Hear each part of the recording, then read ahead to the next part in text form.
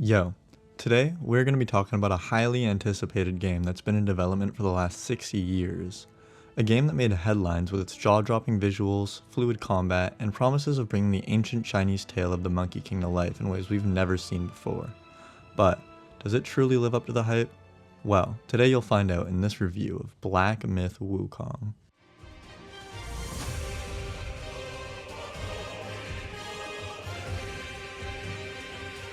So, let's start by getting straight into the heart of the game, the gameplay. Generally speaking, it feels really smooth and addicting. However, there are very minor things that bothered me. Such as, when playing with the controller, sometimes when I'm trying to do the transformation that requires both triggers to be pressed down, my character instead does the staff spin from pressing down the left trigger, which messed me up quite a few times and got kind of annoying. Other than that, I didn't have many issues with the gameplay.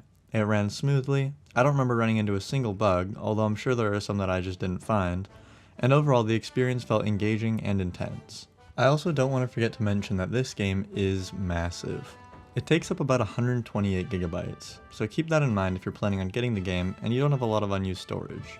Black Myth Wukong does an amazing job at blending Souls-like mechanics into a game with a heavy focus on the story. If you've played Sekiro or God of War, some aspects will feel familiar. Rather than having multiple weapon types, the game offers you different skills and abilities to unlock.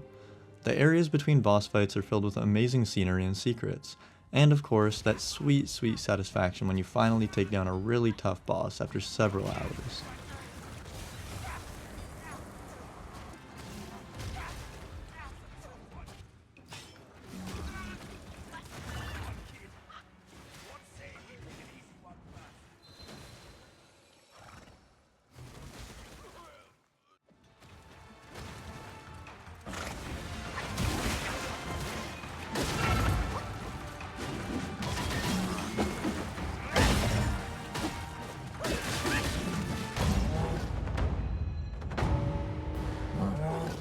Speaking of bosses, these ones do not mess around.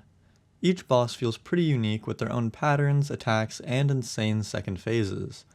One boss in particular, the Yellow Wind Sage, was so brutal at the end of Chapter 2, he forced me to lock in on the game, more than anything I've played since Shadow of the Erdtree came out. This was actually a huge relief, as I was worried the game wouldn't be hard enough to keep me entertained, but boy was I wrong. I had to come back the next day to finally take this boss out. I was too tired the night before and wasn't learning anything. I just kept on dying the same ways over and over again. Now, Wukong isn't just about smashing and dodging. You've also got this crazy arsenal of spells, stances, and transformations. You can freeze enemies in place, turn invisible, or even turn yourself to stone to parry incoming attacks.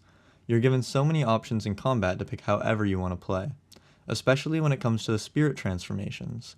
There are so many different Yao Guai to choose from that give you a different action skill and passive skill. This adds a lot of different build combinations and playstyles in tandem with everything else.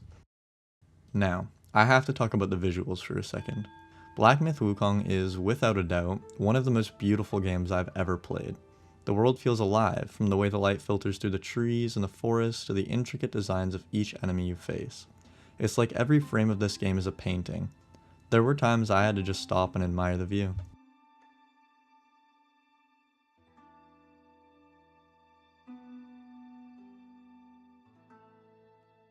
I also can't forget to mention how I fell in love with Wukong's cutscenes. Between each chapter we get a beautifully constructed story cutscene, each one having its own unique art style compared to the rest of the game, which I personally loved. I feel like I don't see this level of creativity in many games these days. Another thing I want to mention is the way so many cutscenes seamlessly transition from and into the gameplay. It's very unique, appealing, and sometimes just downright badass. At its core, this game's story is a sequel to the classic Chinese novel Journey to the West. You play as the Destined One, either a reincarnation of or spiritual successor to the Monkey King's son Wukong himself, an actual legend. And what the game does brilliantly is immerse you in that mythology. The storytelling is subtle but layered with rich references to Chinese folklore. It's not handed to you on a silver platter though. You really need to pay attention and find the secrets to piece things together, which I personally love. The story isn't as in your face as something like God of War. It's more like you're uncovering these little nuggets of lore as you go, and the more you dig, the more you realize just how deep this rabbit hole goes. Now, as much as I love this game, it's not without its challenges. And by challenges, I mean there are moments where the difficulty spikes like crazy. The game can feel a little unforgiving at times, especially if you're not used to the Souls-like formula. Even as a seasoned veteran, there were a couple of times where I had to put the controller down, take a walk, and get some fresh air before coming back to the game. Especially after dying to the 100-eyed Daoist over and over for hours, only to find a needle in the secret area of Chapter 4 that completely disables his final phase and makes the boss fight actually bearable.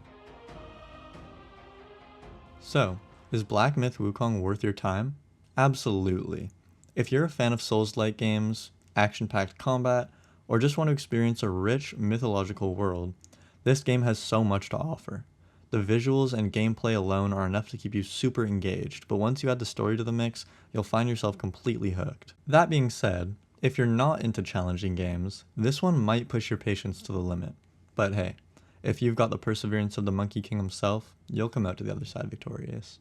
Now, if you have any questions about the game, or if you have anything to share about the game, let me know in the comments. If you enjoyed the video, a like and sub would be greatly appreciated. Thank you so much for your time, and peace out.